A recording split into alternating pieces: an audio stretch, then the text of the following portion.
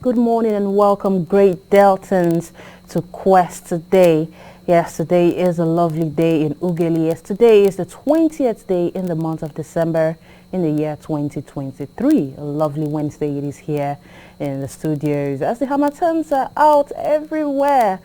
But with that being said, it is time for us to look into the headlines making the rounds on the dailies. My name is Orikemi Mariam and welcome to the newspaper review here on Quest today. Making a return back to the studio this morning are four newspapers. We have the Guardian newspaper, the Nation newspaper, the Punch newspaper made a return as well, and also the Nigerian Tribune. And yes, it is a full house. With me this morning is Comrade Efe Odomo. Yes, the bishop who refused to get ordained. But with that being said, let's welcome him to the studio. Good morning and welcome, sir. Well, as you refuse to change your name, I also remain the same Comrade Odomo Efe. But for your information, by next year I will be a bishop, no more unordained. Yeah, well, that was what you said last year. Last year can never end, and coming year can never end. All right, the first paper for review is The Guardian. On the front page of The Guardian newspaper this morning, the major headline reads, despite 9.56 trillion naira allocation in 5 years, 774 local government areas still underdeveloped. Yes, below that is a chart showing more information on that, but you can read all of that on page 3 of The Guardian newspaper. Right below the chart, we have Tell Tinubu Truth, not what he hears in Villa. Fire-me advises Gonjuge. But like I said, get more stories on that on page 3 of The Guardian as well. Bandits abduct police officers, monarch, pregnant wife, and 13 others in Taraba. It's making it to page 29. I believe it's making the rounds on the dailies as well. And moving away from that, we have telcos may lose subscribers as NCC orders total bar of unlinked SIMs. More details on that on page 15. Police in Anambra nab couple who bought month-old baby for 30,000 naira. It's also making it on the front page of The Guardian. But get more details on that on page 8. But what you're getting on page 6, it says Falana, the Clark and Rivers elders slammed Tinubu's unconstitutional peace deal. Did we not see this coming is the main question, but you can get more details on that on page 6. The final headline on the front page of The Guardian newspaper this morning says NLC flays federal government over cash scarcity and seeks liquidity to meet demands. You can get more details on that on page 3, and that's much we can take on the front page of The Guardian. The next paper for review is The Punch. On the front page of the Punch newspaper, the major headline is talking about cash crunch. As it says, NLC warns federal government of mass protest. And again, banks cut withdrawals. The writers there say CBN fresh disbursement fails to reach banks. And Southwest banks source cash from northern branches. Also, Nigerians running out of patience can't bear current pains, Labour tells Tinubu's government and the CBN. You can get more details on that on page 29 of The Guardian newspaper. Moving above the masthead, we have from at Rivers, PDP and Clark for Tinubu's peace deal, and APC slams opposition. Get more details on that on page 2. And also domestic borrowing jumps by 134%, rises to 52 trillion naira. More details on that on page 30. Don't depend on Villa for feedback, Fire-me advises Tinubu. More details on that on page 7. Moving down below, we have protect your database from hackers, IG advises banks. But you can get more details on that on 42. And also on page 4 and 5 of the Punch, is always a puncher. It says driver charged with manslaughter after crash in Lagos. Like I said, page 4 and 5 has that story. But when you get to page 7 of the Punch, we also have Makinde fumes over suits against Somu and threatens litigants. Like I said, that story is on page 7. And for the picture of the day, we have a headline there that says Somu opens red line rail flyover and projects 500,000 passengers daily. Yes, more details on that on page 5 of the Punch. And well, that's what we can take on the front page of the Punch newspaper. Nigerian Tribune is next. On the front page of the Nigerian Tribune newspaper, the headline states Rivers, no price too high to pay for peace, says Fubara. The writer there says Falana and Clark say Abuja resolution unconstitutional and no way back for 25 defected lawmakers, says PDP. Comrade, I can see your reaction to that because he did say something around this area yesterday. But more details on that on page 2 and page 10 of the Nigerian Tribune. Moving on, we have crime alert. Boss bagged 75 years imprisonment over investment scam. It's making it to page 3. Rebuttal louds Mba over fight against insecurity in Enugu. More details on that on page 10. And no provision for census in 2024 budget, says the Senate. Yes, more details on that on page 3. Give Tinubu real feedback from Nigerians. Fayemi tells Ganjuge is making it to page 28. And well, that's much we can take on the front page of the Nigerian Tribune. The final paper for review this morning is the Nation newspaper. On the front page of the Nation newspaper, the headline is the same with that of the Nigerian Tribune, as it says, no price too much to pay for peace in Rivers, says Fubara. PDP and Clark reject peace terms. Speaking around on all the dailies this morning, and I'm sure Comrade can't wait to speak on it, but more details on that. You're in my mind. Yes, on page 4, after reading on the front page of the Nation. Moving above the masthead, Shuaibu admits frosty relationship with Obaseki. It seems as though that drama is not ending anytime soon, but you can read more on that on page 27. EFCC now to beam searchlight on councils. No dividend at grassroots is the writer there, but get more details on that on page 5. Makinde canvasses peace as Song gets staff of office. It's making it to page 27 of the Nation. Moving below the masthead, expect full manifestation of my reforms next year, Tinubu tells Nigerians. Comrade, I did see your reaction, but get more details on that on page 6. Yes, Comrade, I'm sure you want to react on that, as well as the many Nigerians who want to react on that too. But get more details on this story on page 6 of the Nation newspaper. From CBN, banks breach loan limit regulation. Recapitalization will aid 1 trillion naira economy target is the writer there. But you can read all of this on page 4 after reading on the front page. But moving down below, we have ASU slams VCs. Yes, more details on that on page 8 if you want to know why. And also federal lawmakers to pass budget December 30th. More details on that on page 6. And at this point, we've taken all the headlines on the front page of the Nation newspaper. And yes, in the papers we did take today were the Guardian, the Nation, the Punch newspaper, as well as the Nigerian Tribune. And before we move over to Comrade to enlighten us on some of the headlines that made the rounds, it is now your turn for you to be able to call into the show and have your say regarding the headlines. The numbers to call are down your screen and they remain the same for radio.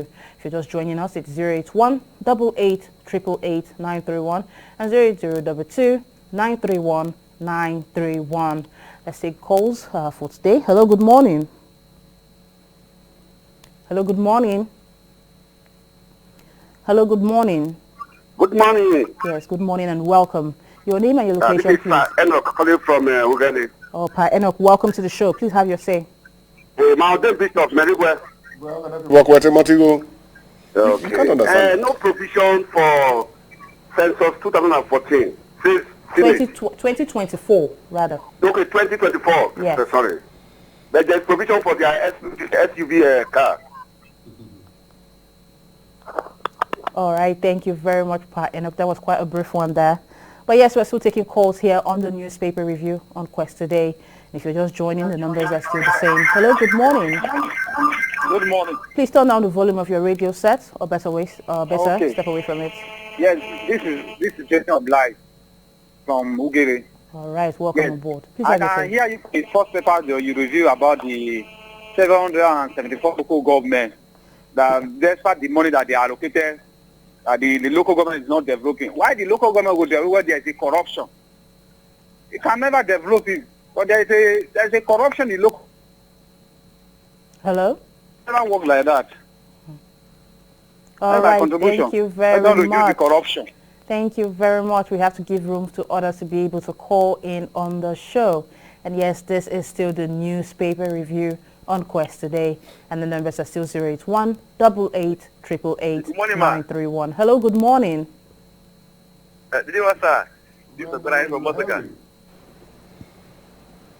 Hello, good morning. 9.5. This is what I need from Mosaka, man. Yes. All right, please have your say. Despite 9.5 trillion allocation in 5 years, 774 local measures still underdeveloped. Yes, the truth is that that's why we are talking about the story of this country. And besides, if you look at the, I'm sure the company, there's a particular case in Ogun State that Okumeshima cried that all the funds are being taken by the state governors. And this is represented all over the country. But nobody talks. So I can get because I don't look at how they are elected. You know, and so they should really look into that place. Then again, PDP and Clark what Tinubu deal. No price too high for peace, the governor. Now, sir, the truth that whatever they cannot touch. It's like our comment we always say, if your wife fought for well, you way they say carry and come, say maybe he hand touch his breast or the other side, you don't go complain because say it's for well. It's a issue like that. Because you show that even the governor himself for even trying to throw a bomb in that place and throwing it, it's people invisible. So they should have that the right place for Christ's sake. Then again, finally, NSC fled federal government over cash currency. Yes, it's a fact. Please, we need to have cash for this Christmas for Christ's sake. And most of this approach that use so that they can mop up the money because of we want to curb inflation. They should do with decorum. Have a good day, man. All right, have a good day as well. Yes, you have indeed spoken well, but I think we still have time to take one or two calls before we move over to Comrade. Hello, good morning. Hello, good morning. Good morning, ma. Good morning, sir. Your name and your location, please. This is Amuzo from Matthew. All right, welcome. Please have your say.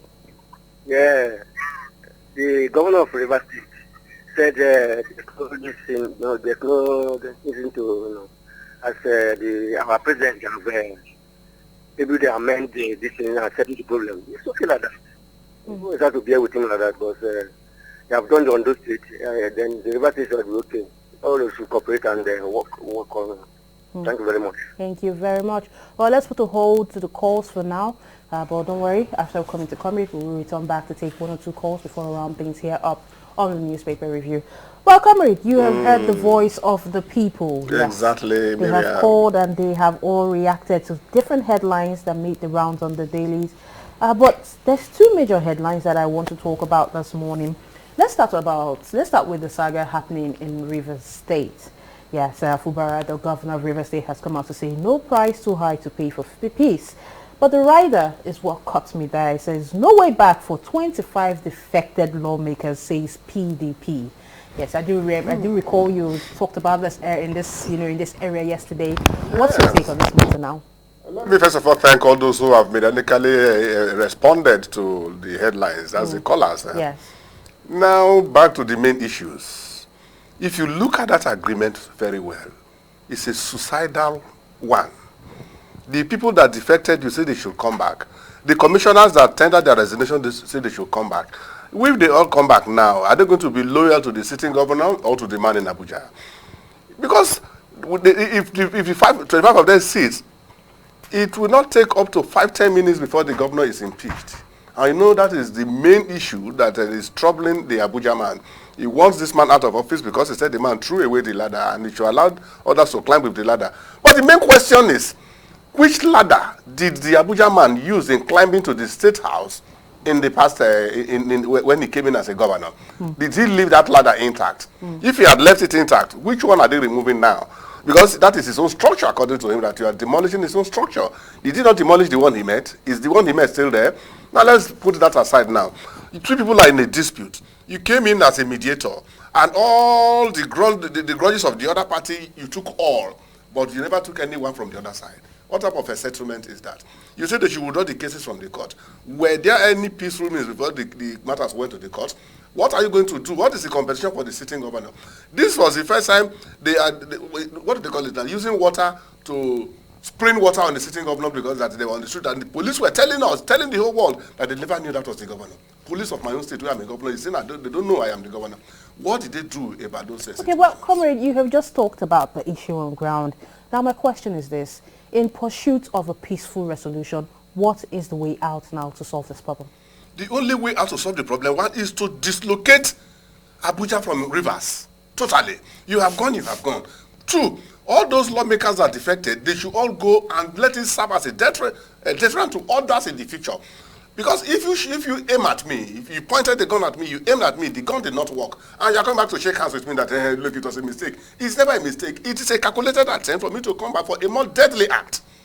That is the way it is. And that was why the governor had to go and demolish that House of Assembly complex to make sure that they don't have a sitting place, they don't have a base.